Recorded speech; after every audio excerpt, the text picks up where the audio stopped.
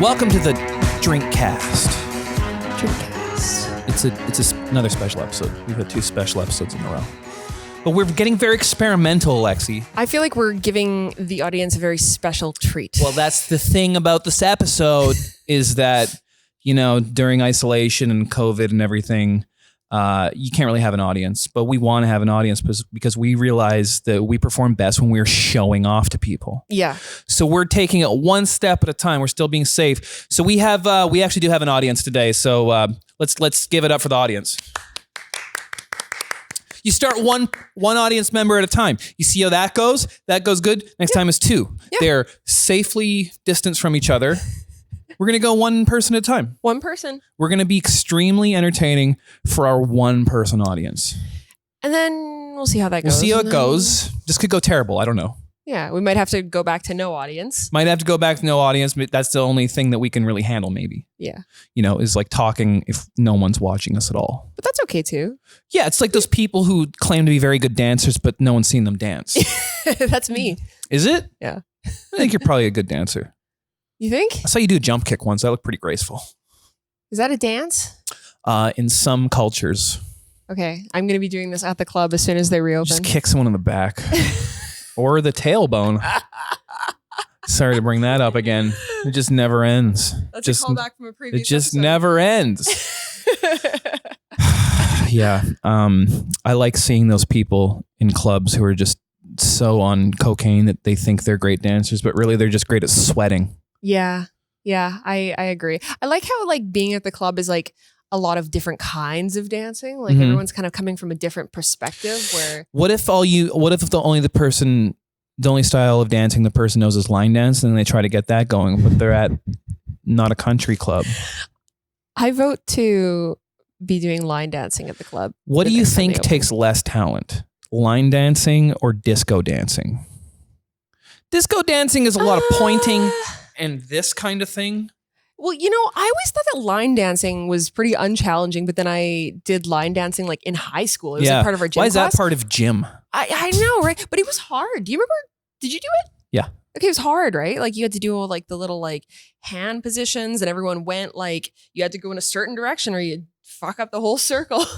Yeah, it really is teamwork. You have to be very considerate to be good at line dancing. I always think that about swing dancing. It's like, wait, you two never met before, you just know all the same moves and it just works? Yeah, like, I don't know. That's always like made me wonder too, because it's dangerous and then makes me wonder if there's like an organization where they like all set the rules about how swing dancing works. Because yeah, so, like it seems challenging swing dancing, but then in essence, there's only like 3 moves.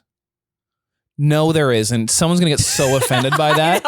We're like pissing off a community we don't even really know about yet. I just like speaking ignorantly about anything. Me too. Just let people listen and be offended. Me too. Yeah, please be offended. Habitual line stepper. Speaking of risky behavior, I did Andrea Jin's podcast this week. Oh. And by the way, Drinkcast. Oh, yeah, Drinkcast. Oh no. Oh man. What happened? That tastes like a margarita for sure. I like that. Marguerite. Cheers. Cheers. Andrea Jin did her podcast via Zoom. She's still not standing in the same room as people. I understand it. She is a farmer now, after all. Is that the podcast I Fucked Up? Yep. With Andrea Jin? Yeah, we're doing, on our network. Yep. Great Andrea Jin. I had a realization about Andrea Jin that I had no idea about because I only know her through comedy, which is that she, as a teenager, was like one of the like mean girls of her school. Not in that she was like mean, but her and her friends were just like edgy. Like we were talking about, I can't remember how we talked about it, but check it out on her episode. But basically she just opened up the podcast with a story about how her and her friends were going to go to Mexico when they were 18. And she's like, yeah, and we wanted to smuggle a sheet of acid. What? So I just brought a book like I was going to study and I just put the acid in the book and then we just smuggled it. Then we got across the border and my one friend opened up her purse and she forgot she had a huge bag of cocaine in there. It's like, what? Andrea Jin. What? In high school? What? And I realized they were like Heathers. They were like the girls who would like kick your ass. Yeah. Do cocaine over your dead body. I remember I was talking to my friend Coral, who was in the last episode, and we were talking about people that we went to high school with. And she was telling me about how there was like a big like coke ring in my school and like how like a lot of people like did coke, and I didn't You're just too innocent to know it. I didn't even know. You're just too busy stealing paintball guns to really take in the drug problem. Honestly, well, they were drinking a lot of Coca-Cola, I guess. I was Coca-Cola, yeah. I was It's like I heard Coral's in our audience, but the audience is just so vast. I can't see if she's. I don't know. It's just too many people. It's hard to in a crowd. Yeah. Feel free to applause anytime. By the way, crowd. Yes. So it's going great so far. Actually, I do like having an audience. Yeah. I think they're just really like so staggered by our podcasting abilities that that's why there's been no applause so far. Not yet. Maybe if we really kill it, we'll be lucky to get a standing O by the end. Hoping for it. Yeah. When you're just too innocent, kind of to know about the devious behavior around you. But I was just surprised because Andrea is like a very sensitive, like nice person to know that she was a total deviant teenager. Yeah, that's a kind of a shock to me, but then I get it through her like jokes and everything. But she's very kind and sweet, and you'd never know. Yeah, I love that about her. That that she's a drug smuggler. That makes me so happy. That'd be crazy if she had a rap sheet. Yeah. And then I was like, it's funny because we were talking about how when you're a teenager, there's like sort of like urban legends about drug usage. Like the one I remember is like, if you do 4 hits of acid at one time, you are now mentally handicapped. Yeah. And like stuff like that. I remember that too. And she was, when I told that, she's like, what? Uh-oh. Oh no. Oh man. She was like, I would die. Yeah, I've never done it. I don't know. Never done acid? But no, it's I'm surprised because I feel like you'd really enjoy it. Well, I really like have you seen like Noel Fielding, he's a British comedian. Mighty Boosh. He's so good. Yeah. From his humor and like the shows that he's like written, it's so weird, but apparently he doesn't do acid at all. Like it's all just like from his like nature brain, like his natural brain. I like admire that. It's an interesting thing that I noticed that I get when I do, podcasts or whatever is inadvertently on Twitter, someone would be like, man, Kevvy was so stoned. It's like, no, it's just how it is. It's just how I am. Oh no. It's just it's like I have this way about me, I guess, that seems stoned, but I don't really like weed that much. I think I like standing in a semicircle outside with my friends. I think that's what I like.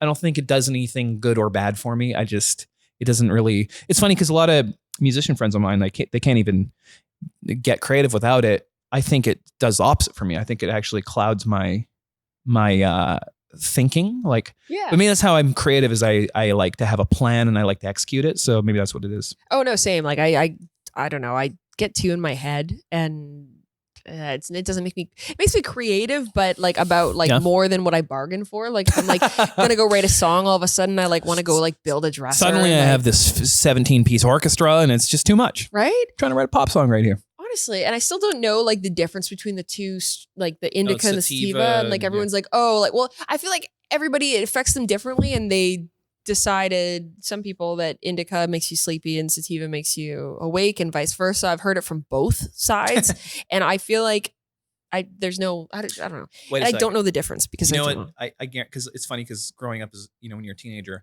some of your friends are just so into the culture. Yeah, like, I got a subscription to High Times. It's like, all right.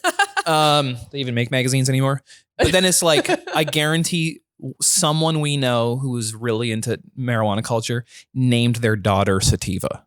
That has to have happened. Oh, I'm sure, right? Before they like, I mean, it would have had to happen like. That's how much I like weed. It's like, right. Yeah. But like while it was still a secret, like a lot of people didn't know about weed. Now that it's legal and everybody knows about it and has access to that information. It's not like, rebellious. It actually has never been rebellious. It's prescribed to elderly people with glaucoma. Yeah. Your grandma's huge pothead. Her and Snoop Dogg. Yeah, it's not, I think it's like, it's interesting because at a certain point it's perceived as being rebellious, and now it's just a lifestyle, it seems like. A lifestyle / medicine. Yeah, it's a medicine for some people. Yeah. It's, for me, it's a medicine for creating anxiety. Yeah, same. It's a medicine for making me think people are mad at me. Same here. Honestly. That was a great reaction. I remember, oh man, I want to tell you about like the worst trip out that I had with weed. So I'm gonna sit back with my drink. Yeah, get ready for this. I'm ready for this. Settle in, tuck in, grab your drink. I'll tell you mine after. So we went to 420 at the art gallery. My birthday? You're celebrating it? Thank you. I know. And before I ever met you.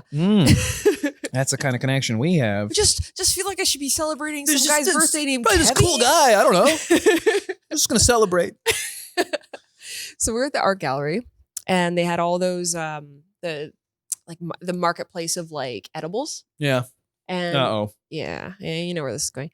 And I bought a pot brownie. And they say like eat half. But everyone has this goddamn story. I know. Including me. So I ate the whole thing because I was hungry. That's it. Don't hit your teeth. I'm just so into the story. I'm just so hungry. So I eat the brownie and it kicks in and all of a sudden, like, I can't handle the crowd anymore. And I'm like, oh, and I realize, it's like maybe 410 and 420 is coming up. And I realize that if everyone starts smoking weed at 420 together, however I feel right now is going to be way worse. Yeah. So I'm like, I got to get out of here. I gotta go. I gotta leave. Like, it was so bad. I left my phone, my wallet, my backpack, everything with my boyfriend at the time. He was just carrying it. And I just left. What do you have, like a fanny pack? It was all. I had nothing. No, him. Where him. Do you keep it in? I have a backpack or something. He like threw it all in there. So, and I didn't have any purses or anything. So I walked to the SkyTrain and I just kind of sat on the steps at Granville and I was just like, okay. People are walking by and all of a sudden, a friend of mine who's coming to meet us. She is like getting off work at that time and it's about to turn 420 and I'm sitting in the stairs and she's like, she sees me as she's running by. She's like, Alexi?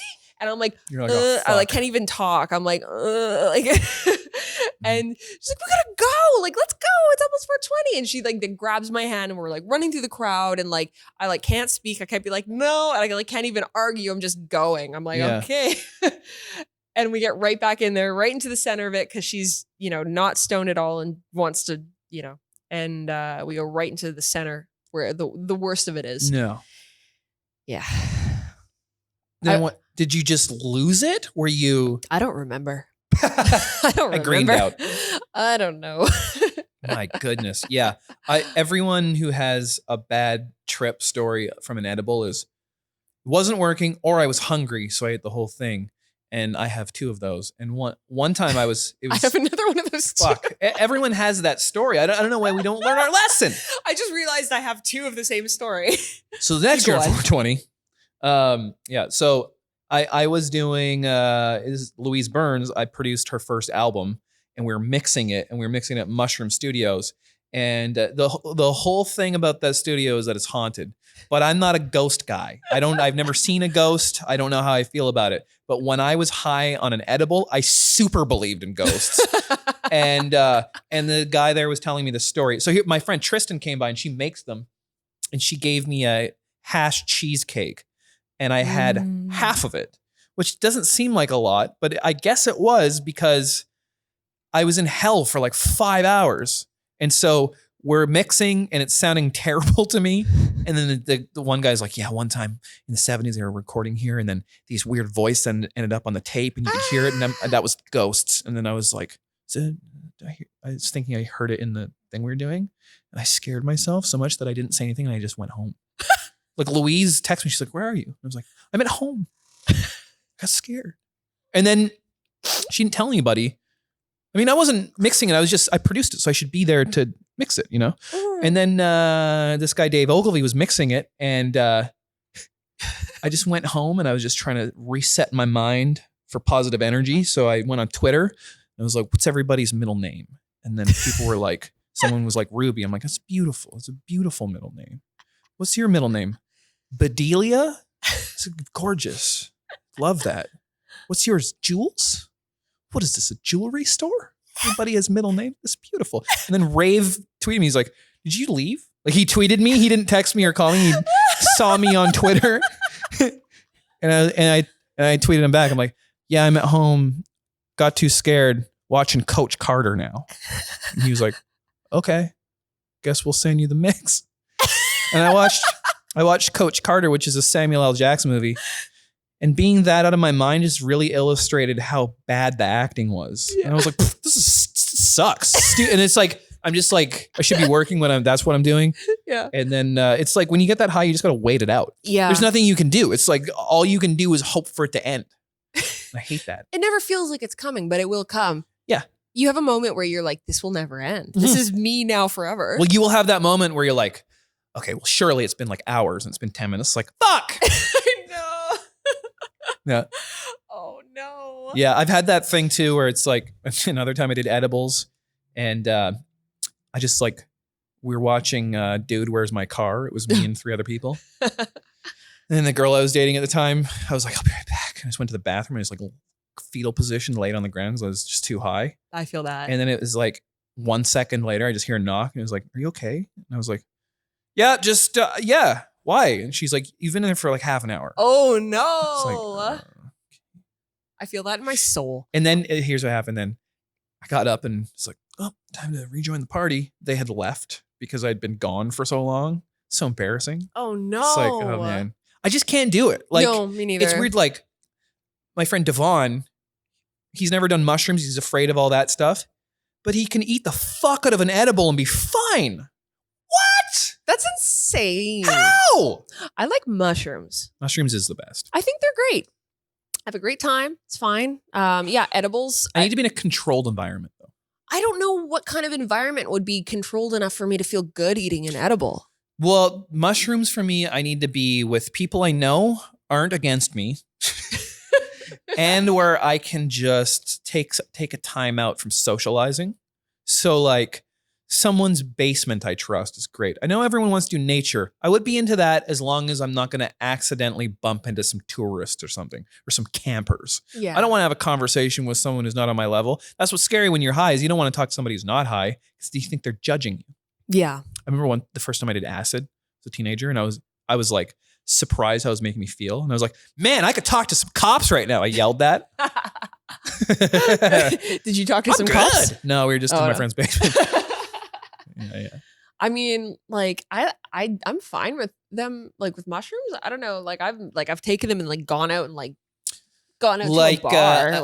Enough that you were like on Planet Zebulon or No. microdose? Because microdose is just like a natural antidepressant, apparently. Like, just like a little. Yes, it is. It's great. I mean, like I'd say just a little bit, a toe step over the line of like microdosing. Okay. Where you're kind of like, is that? Can I tell you a mean thing I did on mushrooms once? A mean thing? Yeah. Okay. My friends and I, when we were in high school, his parents were going out of town. Mm-hmm.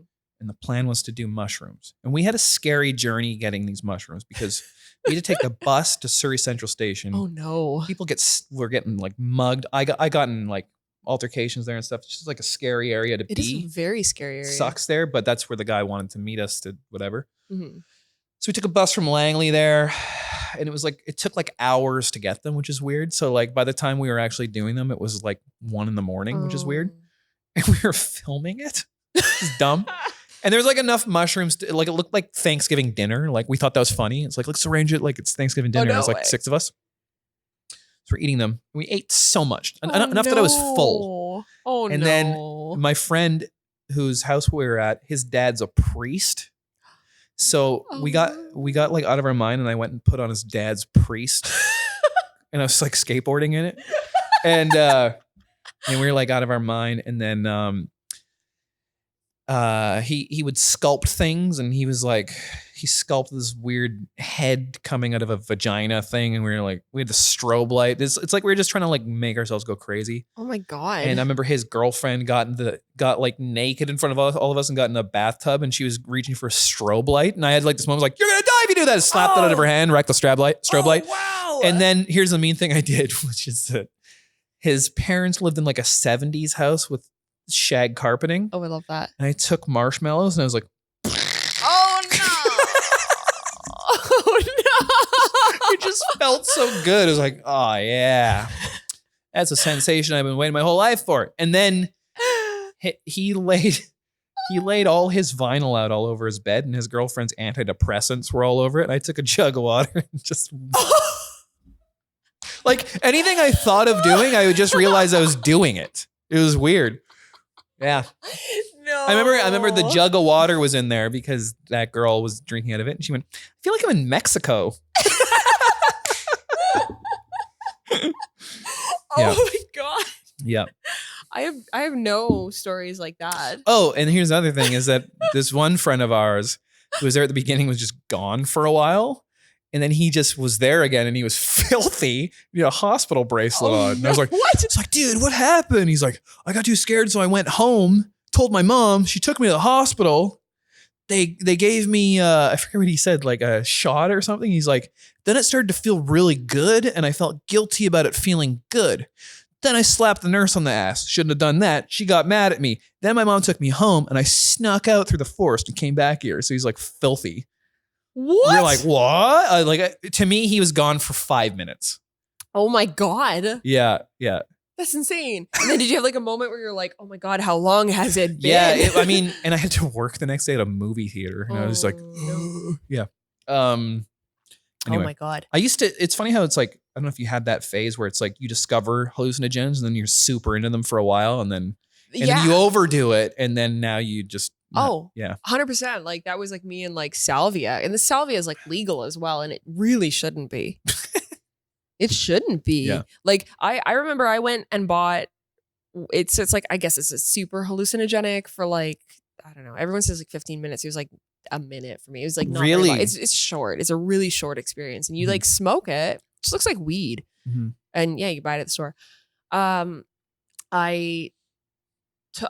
remember like I was like in my teens, I like smoked it at a skate park and it was the lowest dosage. And all of a sudden I was like, couldn't remember my name.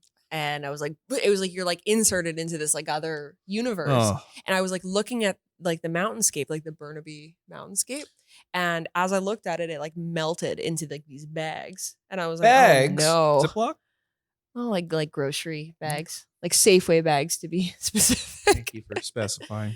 And my friend Coral, yeah, who was on the podcast, she was there and she said that I kept just saying the bags, the bags, the bags. Oh man. Yeah. It was pretty scary. Like I've heard people talk about, I forget if it's salvia or DMT, but somebody said that they did it and it was 15 minutes. And in that time, they had a whole other life with a different family and it was years long. That's so and they're scary. living underwater. That sounds like DMT because like, I don't know, salvia was like a minute. This friend of mine who did DMT told me that he saw a jester and then he looked online and that's like a common thing people do DMT see as a jester. The same jester. That. Yeah. What is that? Oh, I wonder what that means. He's a clown. Well, he's a comedian. Yeah. That's scary. I wouldn't want to see a jester. No. I don't want to see a jester if I'm sober. No, honestly, just watching those like the Burnaby Mountains like melt into like these bags was just enough. I'm like, it's fine. Like that's all we need. It's interesting now because like I like drinking, but I don't like being hammered. Like I like having the thing in moderation. Yeah. And it's like I said, like I like standing in a semicircle outside with my friends. That's the best. Yeah, like I'm somewhat jealous of smokers because they're just of all the nature they get to embrace. Because they go outside every 15 minutes. Yes, actually, and it's socially accepted. I like to just go with the smoker. I don't like to smoke. Yeah, myself, maybe you could start a new habit where you have to go outside. I already do that. Just going outside. If I'm talking to a friend that's smoking, I'll just go with them and not smoke. I feel like even it's like if we hired somebody to do a video shoot. And they're like, yeah, I was going to have a cigarette. It's like, for some reason, that's fine to just be like, hey, I'm just going to fuck off for like 15 minutes and leave you hanging and you have to wait for me. It's like a weird thing. Yeah. But if you develop like maybe a positive habit, like, hey, I'm just going to go pick up litter for like 15 minutes outside. I love that. Just going to go donate to homeless people for like 15 minutes. I'll be right back. Can we do this? Can we start this? Yeah, I think so. I think you need a nice little 15 minutes out of every like couple hours. What would be, people would look at you like you're crazy if you're like, I'm just going to go breathe pure oxygen outside in nature for 15 minutes. What's wrong with Kevvy? He's crazy now. Anyway, I'm going to go pollute my lungs with black tar and toxic chemicals. Oh, that's fine. Yeah, it's bizarre. Do you ever smoke? Huh? Do you ever smoke cigarettes? Well, I used to smoke. Yes, my audience is now laughing. I think like as like a young rebellious kid, I think I on some level like wanted that to happen for me and not smoking, but not like my parents weren't smokers, so I like didn't realize that like it was a really like highly addictive sort of thing, like especially like when you're like in your teens and like it looks like a cool thing. You kind of like on some level you're like, I want to do that, but I can never get into it. I would try. Like, I'm really going to work hard at smoking this year. That's my New Year's resolution. I mean, like, it was just kind of a thing. Like, if it came up, I was like, you know, let's just try. But then, so I was never into it. I never, lucky, was very lucky. Yeah. But then I started working in a kitchen, and that's like a big thing. You got to smoke in the kitchen because that's the only way you get another break. There you go. On top of your break. Yeah. And, you know, you get to go bond with the chef because the chefs always smoke. Yeah. And I would always go out with him and smoke. And like, it was really nice. I felt like I was like, you know, really like bonding. Totally. And like, you know, like I'd come back in and the chef would be like telling me a joke and maybe I could like tell him like, you know, hey, I want to do this in the kitchen. I want to do that. And he would like then do that because it's like we had this nice little chat. Yeah, that outside. moment. Yeah. But as for like getting addicted, no. Like I as soon as I quit, I never smoked again. What have you been addicted to? Coffee. Yeah. Coffee. Yeah. I actually like just stopped drinking coffee. I know, you're so cool now. Because I was just telling you, I thought I had Parkinson's disease because my hands were shaking. And then I went to the doctor and they're like, how much coffee do you drink? I'm like, not much, just 4 venti-iced Americanos every day, every single day for years. How much do you drink? This much every day. Oh, stop both those things and we'll talk to you. And then it's like, hey, my hands stopped shaking. Weird. I remember when I first started working here, in my office over in the other side of this building, I would always walk in with 2 venti coffees in a tray for myself, just me. And I would just like you look like you're headed to, it's going to meet my friends. It was a bunch of caffeine heads. It's all for you though. All for me. Yeah. And I don't know, like I just thought that if I kept drinking the coffee, it would like make things better or like make me more like, I don't know, dialed in. But that's not the way. It actually like gives you ADHD. It's way worse. Yeah. So I just quit drinking coffee and I had a hard reset where I pulled an all-nighter 2 nights ago. I love it. I love that that's when you decided to go off coffee was to do an all-nighter. Well, I was already kind of like playing with the idea of like stopping the whole coffee thing and I hadn't drank coffee in a few days. And then when I pulled the all-nighter, I'm like, I Googled it. I'm like, how do you do a really good all-nighter? Like, how do you do it healthy? Because I don't want to die. Yeah. And they were like, drink lots of water, don't drink coffee, eat lots of vegetables. So I'm like there at 5 a.m. with my big glass of water, no coffee, platter. Carrots. Yeah, it was great. Did you ever smoke? No, not even close. Like it's weird. Like, it seems like a rich person's habit.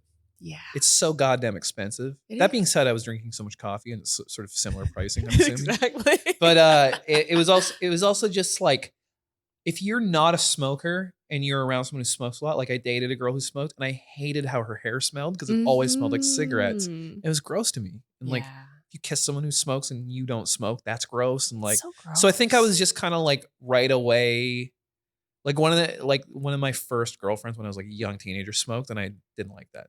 That was gross. So I think maybe that was why I never did, I guess. Yeah. Yeah. That's fair. I mean, like my granny, I remember she used to smoke a lot. And like she passed away when I was really young, but like I have this very like I have this memory of like her smelling like cigarettes and like so I always liked the smell. Yes, some people do like that. But in the past few years, it's like really turned me off. I really like the smell of exhaust. Yeah. Maybe I'll start smoking that. It smells great. I love it. Yeah. Yeah. That's what? What were you gonna do? You're like, let's go. You look like you're gonna suggest going and sucking on an exhaust pipe. Do you wanna? Am I crazy or? Is this a thing? Like, are you still on your health kick? Yeah. But it's funny how it's like there's degrees of it. Like people who vape, it's like it takes the place of that almost, but instead it just smells like pancakes or something. Yeah, so exactly. Weird. Yeah. I don't do any of that for some reason. No, me neither. It's just not a thing. Like for some people, I feel like it just never clicks. Yeah. And like for someone like me, where I kind of tried to make that happen, and it I just love that would not happen. That was your thing you wanted to do. Like some people have goals. Some are more healthy than others.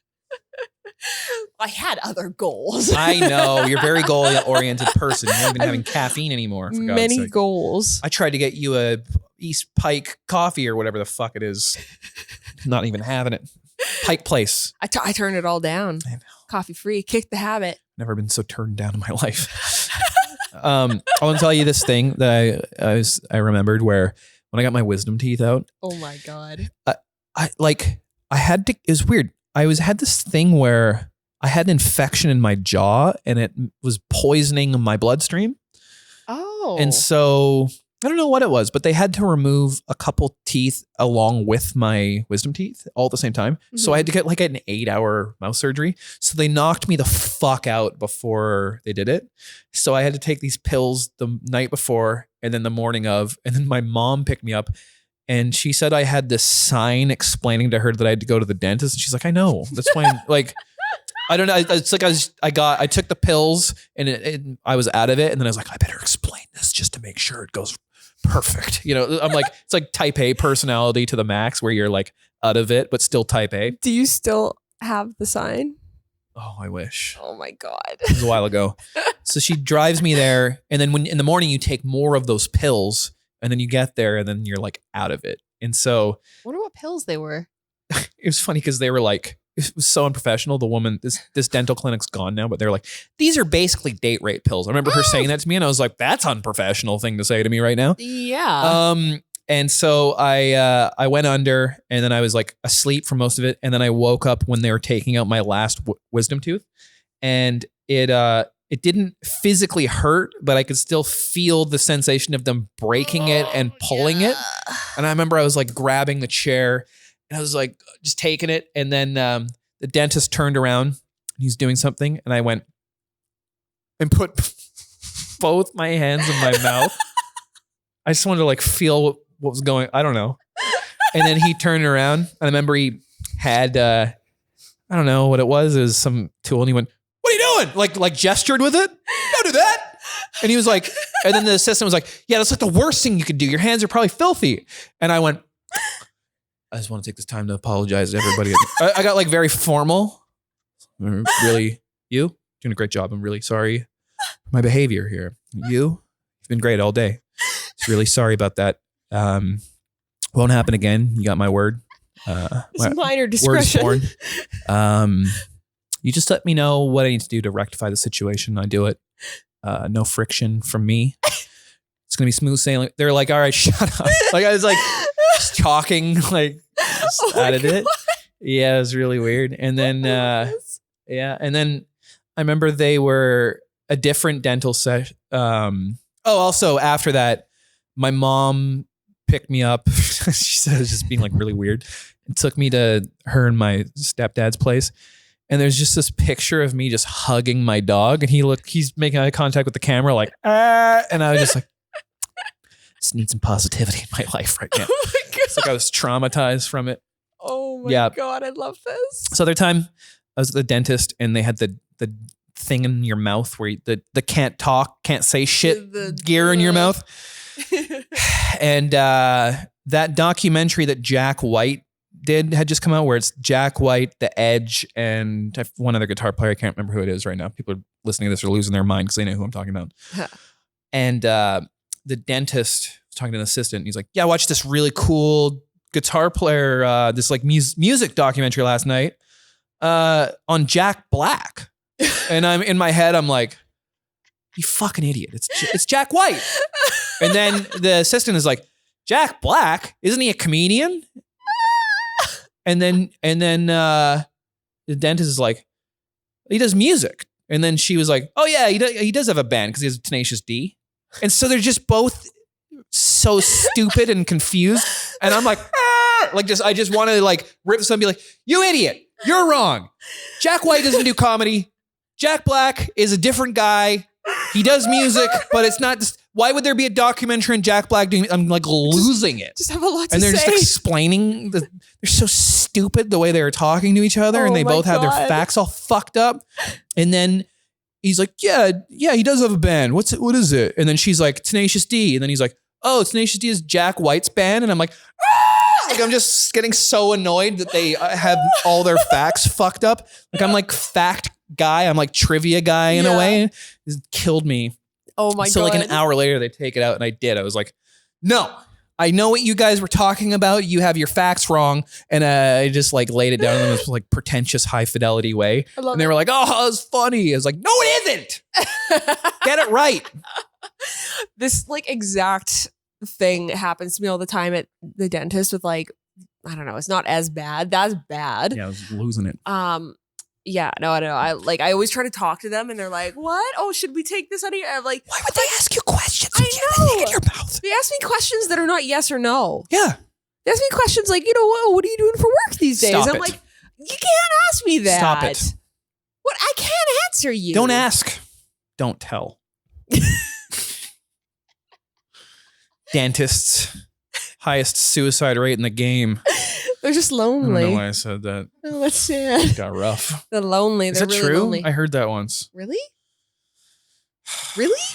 I feel bad because my new dentist is so cool. You know, older Russian woman, and I have this tattoo. Oh yeah. And she pulled up on my lip, and she was like, put it in the notes. Cute tattoo. Okay. Cute tattoo. I love that. My dentist for the longest time, her name was Candy. No joke. No joke. Ed Hill, the comedian, that's his mom's name. I love that. And his dad's name is Smiley.